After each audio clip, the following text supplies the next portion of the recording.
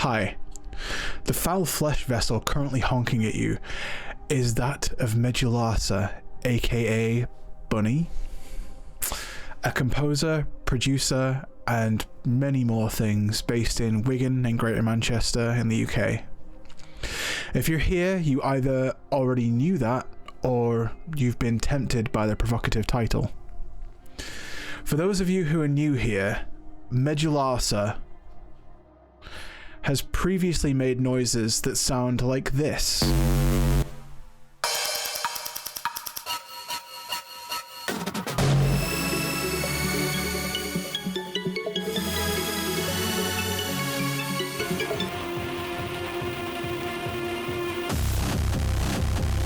But we're here, partly with the support and encouragement of the In Motion program from Sound and Music, because that sound is changing. I've long wanted to explore a new era of the Gothic, especially in electronic music, and now is exactly the right time for me to do this. In early 2023, my father died. At the time, I was living with him, caring for him, being on hand as needed, as he'd had failing health for a number of years, leading to a terminal cancer diagnosis just a few months prior. My dad was many things. An ex-Hells Angel, a drugs counselor, attempted musician, if you can call being a drummer a musician. He was my introduction to music. He was my very earliest supporter, buying this angsty nu metal teen a bass guitar and an amp scored from a local auction for dirt cheap. He helped me get my first job at 14 DJing the local under 18s rock night, and he eventually told everyone that this one kid that he got had a master's in music.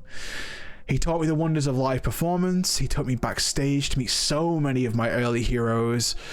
He taught me the beauty of the capital A album as a conceptual piece, a big piece of work that sets out clear aims and does whatever it needs to achieve them. And that last part is why we're here. One of his final wishes was that I stop farting around and make music seriously, to at least head towards making a substantial piece of work, a proper album. No more just making countless dance-oriented EPs of limited scope, but something that properly ignites a career. In his passing, I really struggled at first to express something that lived up to that, and I applied on the off chance for the aforementioned In Motion program with Sound and Music, with a stupidly ambitious project of twinned albums exploring a new queer Gothic. Something that combines my love of goth music, my interest in the murky and the weird, my backgrounds across neoclassical composition and electronic music, and being a second generation goth through my mum's lineage. So this brings us on to what? So firstly, what's this all about? I want to update the idea of the Gothic in music, and in the process create a new subgenre, along with a blueprint aligning the reasoning and methods I went about doing it for anyone interested in following. My previous works involved a lot of research that generally hadn't been formalized or seen by others. It's a byproduct of the way that I work. After I learned at university, studying classical music and neoclassical composition specifically at undergraduate level, and then researching Igor Stravinsky's early neoclassical works at master's level. I'm looking to do a series of videos on the history and philosophy of the Gothic in music, particularly with respect to gender, rationale, and formulation of the new queer Gothic. On top of this, I also want to get feedback from you, dear audience, in the form of Twitch sessions on what certain aspects of this new music and its sound world is, ought to be, and can be. I'm hoping to introduce you all to the works in progress and aspects of sound design in an experimental phase of the record that will help determine the final shape of things. I'm also hoping that these sessions will stimulate some healthy debate among interested parties. The idea is that this new Gothic will not just be for me. but something that invites and encourages collaboration, discourse, spark new ideas, and hopefully get some people creating their own takes on this new subgenre. Why? Although there have been many iterations of goth throughout the decades, I still feel as though the gothic in music is something considered to fall into three major, albeit broad, camps. The rock axis, including like post-punk, gothic rock, death rock, gothic metal. The synth pop axis, dark wave primarily, plus industrial. And the ambient axis. However, offshoots of undeniably gothic sounds, considered half canon, exist. We're talking like Witch House, some of the darker edge deconstructed club acts, neo-industrial acts. Music that's not afraid to delve into the darkness and to explore the uncanny and the eerie, which many forward-thinking goths enjoy, but aren't necessarily considered gothic. Partly, my aim is to reformulate and recanonize some of these strains of the Gothic through theory crafting, maybe some basic analysis, and to explore new musical territories staked out by that theory crafting. That's not to say that my own personal biases aren't going to sneak in, you know?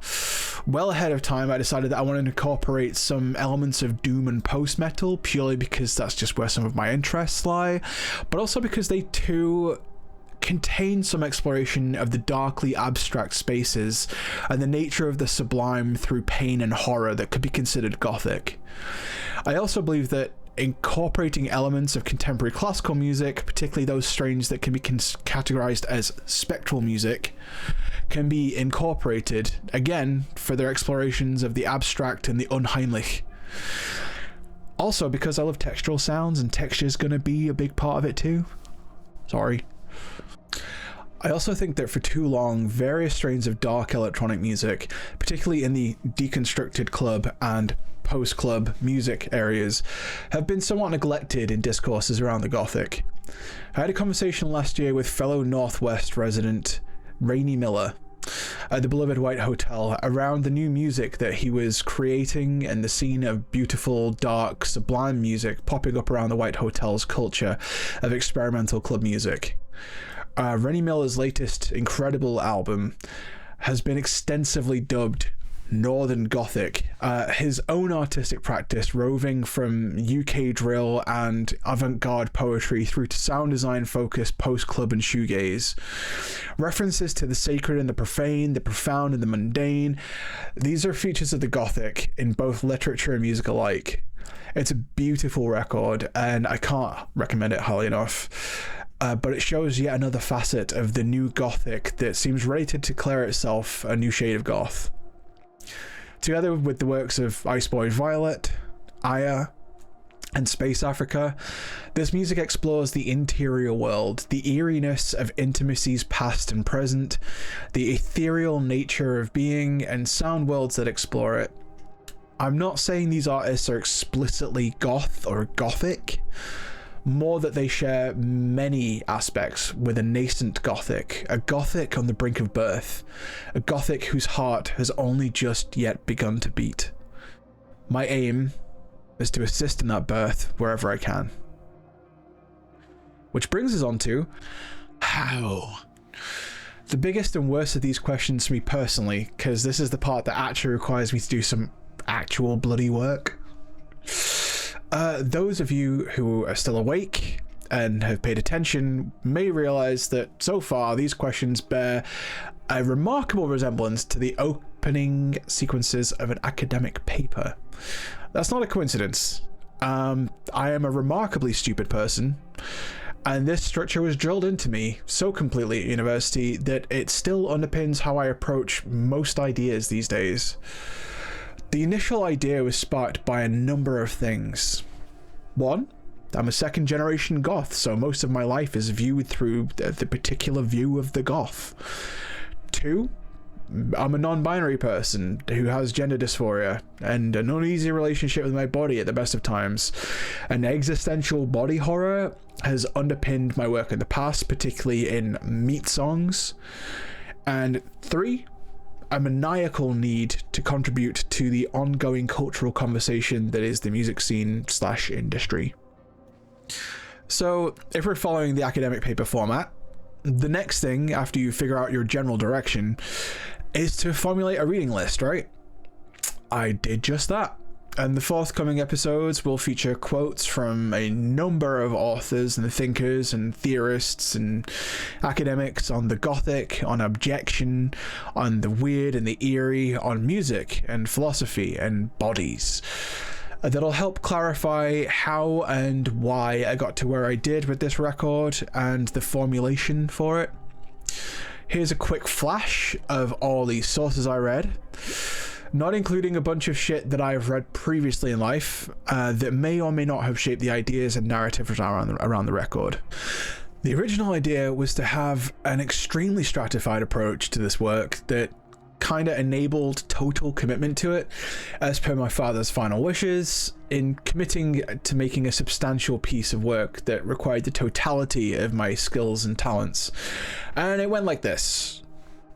Initial explorations and formulation of the basic idea, and then a research period with reading, cross-referencing, formulating a cohesive theory and background for the record, then an experimentation period with sound design, tonality, some exploration of compositional technique, including an honest-to-God list of techniques that I want to explore and use, followed by a compositional period focused on music writing and recording, and then a mixing period, both creative and remixing, and just the bog standard mixing.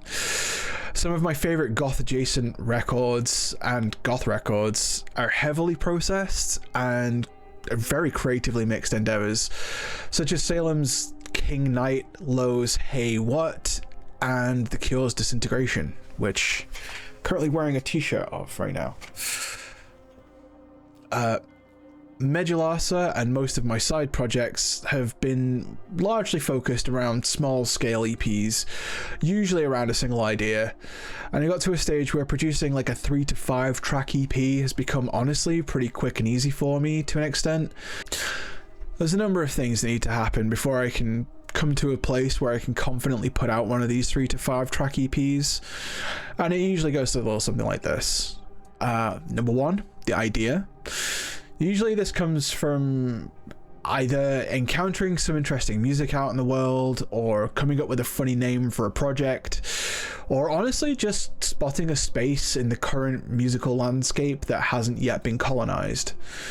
In the case of DJ Netflix, the music came from the idea of ambient gabba, which is a seeming oxymoron, and was repurposed from an earlier conception of the project as literally just an amnesia scanner ripoff. That brings us on to 2, the next step, research. This is the part where like I get really super nerdy, and where my background in music academia comes about.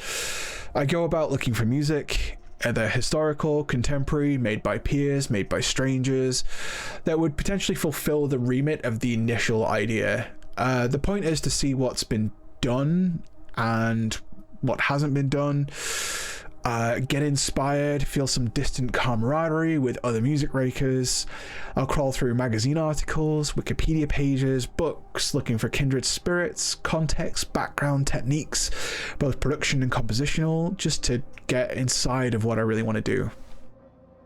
The third part is templating and sound selection. At this point where I'm burdened by knowledge and deep in my obsession, I start to set up Ableton templates. So the VSTs I'm likely to be using, the likely structure of what the tracks will look like, some of the sounds and samples and homemade presets I'll be using.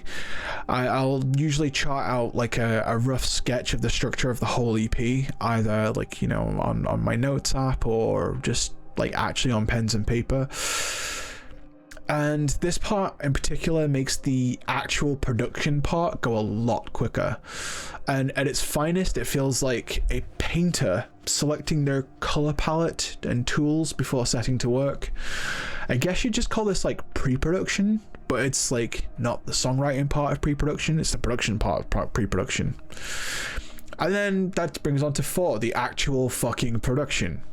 And yeah, this is pretty self-explanatory. Like, I used to be an advocate of like mix while you make, way back in the day, but I've since learned that like anything that sacrifices the impetus and momentum of constructing something, usually it's not really worth it.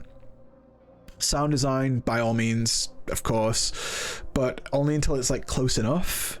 Anything more than rough should be worked on in a post-production stage, and then, you know, from there on, everything just follows like the normal record process of just like mixing, mastering, artwork, you know, sorting all that kind of shit out.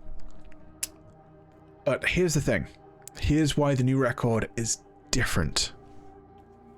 The new record is also designed to generate hashtag content on this new formulation of the Gothic that I'm trying to conjure.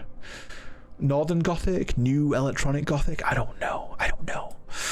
So the research part is no longer just in my head, it's also in a variety of notes that need to be collated and put itself into a new form, like this video essay, and like the forthcoming video essays, and probably some written parts too.